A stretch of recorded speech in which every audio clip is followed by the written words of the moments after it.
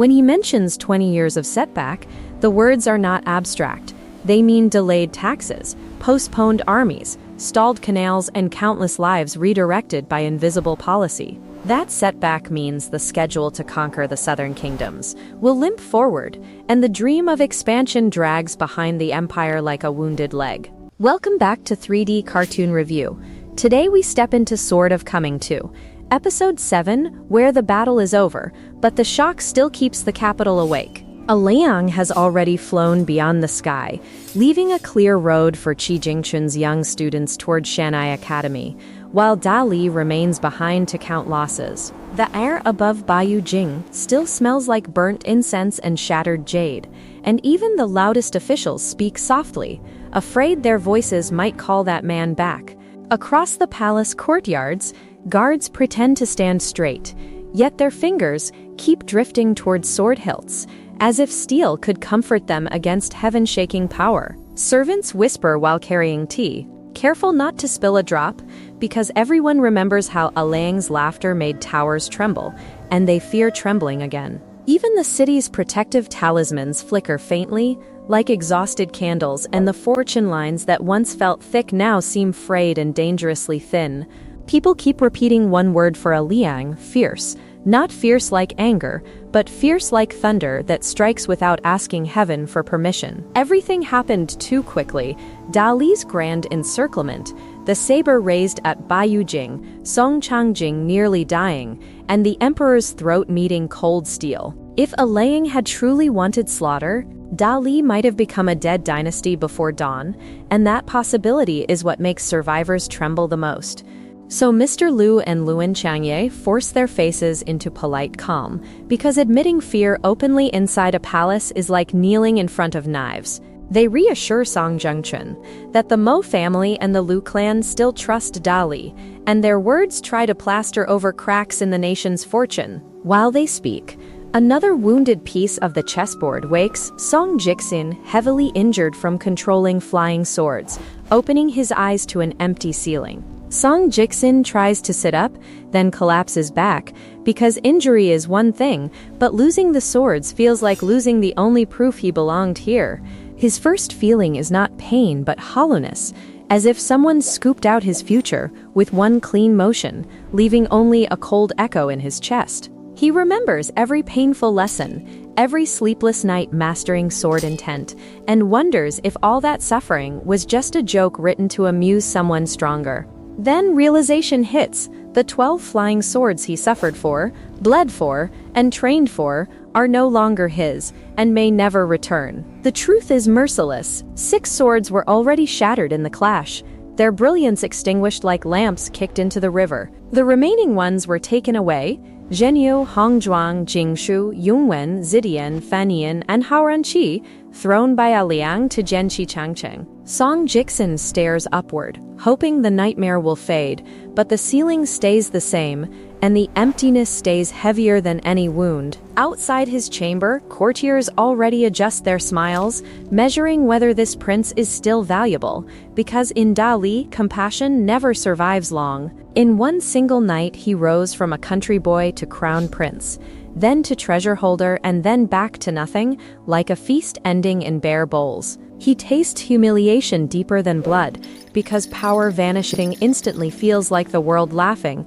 and he cannot even argue back. Strangely, the calmest man in the wreckage is the emperor himself, Song Jixin, breathing evenly as if disaster is merely another page in state records. Song Jixin notices that cold calculation in his son's eyes and understands it is not cruelty yet, only the first armor a ruler learns to grow. He states his judgment without decoration. Dali's national fortune has been pushed back at least 20 years, delaying every future plan like a broken cartwheel. When he mentions 20 years of setback, the words are not abstract. They mean delayed taxes, postponed armies, stalled canals, and countless lives redirected by invisible policy. That setback means the schedule to conquer the southern kingdoms will limp forward, and the dream of expansion drags behind the empire like a wounded leg. He also knows southern kingdoms will sense weakness, like wolves smelling blood, and Dali's diplomats will have to smile harder while their hands shake beneath sleeves. Song Jixin then speaks of his own time with the same cold honesty, saying he may live another 10 years, at most 15, if heaven is generous. Yet speaking publicly of 10 or 15 years is also politics, a way to steady ministers because a dynasty panics faster than soldiers if they smell imminent death. He fears he might never witness Dali's northern cavalry crushing Lao Longcheng at the far southern edge of Bapingzhou, where old enemies still stare northward. About Lao Longcheng, Song Jixin speaks with restrained hunger, because that fortress is a symbol. Crushing it would proclaim Dali's destiny to all Bapingzhou. After those public words, he dismisses Mr. Liu and Luan Changye with polite calm, because some truths must be spoken only when doors are closed. When only father and son remain, the room's air tightens and Song Jixin's gaze softens slightly, as if he finally allows himself to be human. He lets Song Mu grieve in silence for a breath, then continues speaking, because an emperor's time is short, and every wasted moment is a lost shield. He tells Song Jixin the real number is not 10 years, at most 3, dropping the sentence like frost across a flame that cannot fight back. Only in private does he allow the truth of 3 years, and the honesty feels like handing his son a knife and saying, Song Jixin's throat locks, because throne lessons never prepare a child for a father, calmly announcing his own approaching death in measured breaths. Song Mo wants to ask why his father's bridge was broken, why his cultivation path is gone, but the question tastes useless, because the answer is simply A Liang.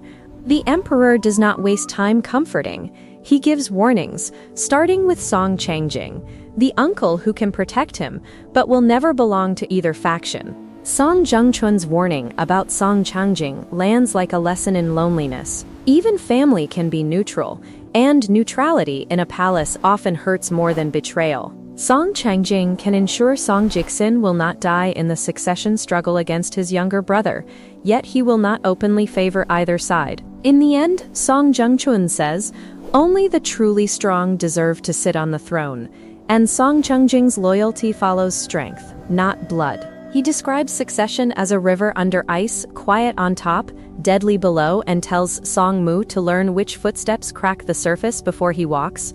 He tells his son to guard himself carefully, and as for who exactly to guard against inside the palace, Song Mu must discover that answer alone. Then the emperor presses a final seal onto identity, telling him his true name is Song Mu, not merely the name the world used to move him. Then he repeats the name Song Mu again, slower, so it settles, and the boy feels his old identity die quietly, replaced by something heavier and less free. Song Mu, spoken softly, sounds like a father's last gift, and the teenager feels the weight of lineage settle onto his shoulders without permission. Only after state business is finished does Song Jixin speak as a father, explaining why Bayu Jing cost Dali so much wealth and patience. About Bayu Jing, the emperor speaks almost lovingly, because it is Dali's pride, and also its restraint, a cage built to protect those without cultivation. Bayu Jing, he says, is an invisible iron cage, built so ordinary people can face cultivators under the same laws, without being crushed by casual power. He says many dynasties fear cultivators, but Dali chose a harsher path, to regulate them, forcing immortals to obey law, not simply power. Under Dali's rules, immortals and mortals should answer to the same judgment, and Bayu Jing exists to force cultivators to remember consequences. This is why Bayu Jing matters beyond war. It is a promise to commoners that they are not insects, and a warning to cultivators that arrogance has cost. Song Mu finally understands A Liang's restraint differently. The man could destroy Bayu Jing, yet spared it partly because it represented Qi Jingchun's ideal. The emperor's voice stays steady while the upper floors remain chaotic, and those steady words bind Song Mu to him more tightly than any ceremony. Then the story turns to another chamber, where Yunanhen's anger burns openly, confronting the state preceptor Qichen like a torch aimed at cold stone. Elsewhere, Yunanhen's fury is not only pride, it is fear, because the moment Qichen took Zhuyeting, her eyes and ears were ripped away. She scolds Qichen for opening the National Protective Formation for A Liang, even threatening to report him, as if her influence still holds teeth. She calls him reckless for gambling the emperor's life, but Qichun's calm suggests he gambled on human nature, trusting A Liang's line he would not cross. Qichun shows no panic. He admits it plainly. Yes, he opened it, and his calm makes Yunanhen's fury look childish beside the abyss. He reveals the deeper cruelty. He placed Song Jixin's life on the gambling table and bet that A Liang would not kill the emperor.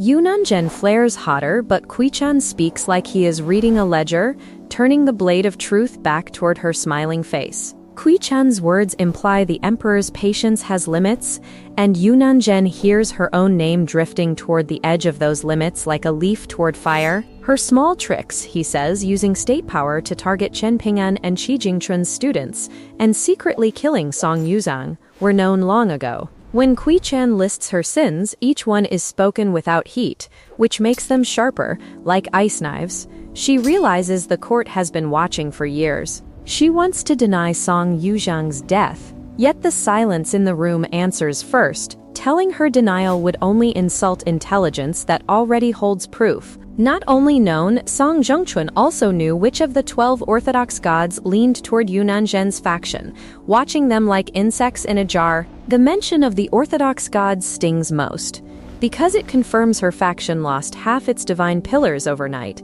and the survivors will now bow elsewhere. That is why 6 of the 12 were cleaned up in a single night, using A Liang's hand, leaving the survivors more obedient to the emperor. Yunanhen's power base thins like ice under spring sun, and she can feel the heat, even if she refuses to admit it aloud. Yunanhen's threats about reporting sound hollow, and she senses that reporting might even accelerate her fall, because the emperor wants clean hands now. Qichun continues without mercy.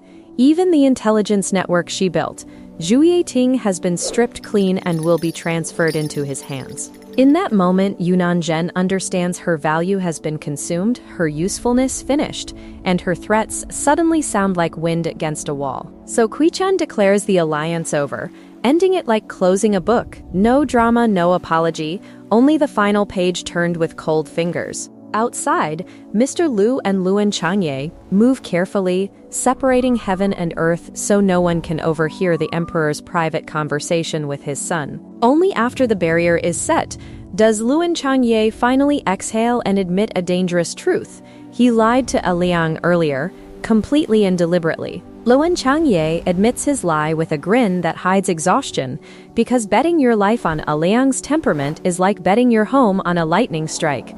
When he claimed Bayu Jing was designed by Qi Jingchun, he was bragging to stall a monster's hand, tossing bait into a storm.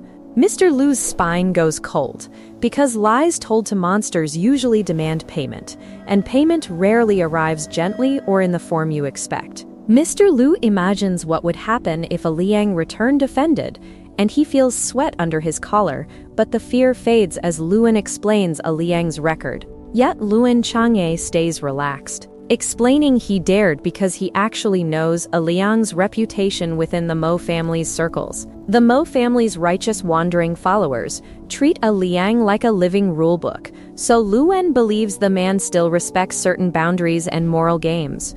There is even a Mo faction that imitates A Liang's righteous wandering style from his Jianghu traveling years, treating him like a living template. Then Luan Changye drops the heaviest detail. A Liang is the son of a Yasheng, and that background makes even arrogant cultivators pray quietly. When he says A Liang is Yasheng's son, the title carries weight like a mountain. It means Wenmiao eyes are involved and rules exist even for monsters. Many who once teased A Liang later learned this identity and panicked, hiding indoors and chanting, expecting their families to be erased overnight. But most only received punishment, according to Wenmiao rules, because A Liang during those wandering years never personally killed anyone. That history is why Luan Changye dared to gamble with a lie. At worst, he says, he might end up barely breathing, not truly dead. Hearing this, Mr. Lu finally relaxes, the fear unclenching, and the two can speak calmly about what Dali becomes after this catastrophe. Mr. Liu then speaks of Da Li's future, as if repairing a shattered vase, believing Song Mu's humiliation can become steel if the boy does not break first. Mr. Liu believes that if Song Mu can regain his spirit after humiliation, he will become far stronger, strong enough to truly sit the throne. But Luan Changye's interest shifts to a small figure beside the prince, a servant girl named Wang Zhu, quiet as a shadow, yet strangely present in every glance. He watches her with the kind of attention that suggests his destiny has quietly marked her name, even if she doesn't yet know the mark exists. Wang Zhu lowers her eyes, unaware of the attention, but the narration lingers, hinting her presence is not accidental, and the court's future may tilt around her. Why would a court fox value a servant girl so much? The story refuses to answer today, leaving the question hanging like a lantern in wind. A Liang is already beyond the sky, and Da Li remains awake, sweeping broken swords, broken pride, and broken alliances into neat piles for mourning. By the end of episode 7, the capital feels like a room full of mirrors, everyone watching everyone, while far above the sky still remembers A Liang's tear. Bayu Jing still stands, but it no longer feels unbreakable, and every smile in the capital now hides a sharpened knife behind the teeth. When dawn arrives, the empire will pretend it has recovered, yet everyone understands the truth. After a night like this, even sunlight feels dangerous.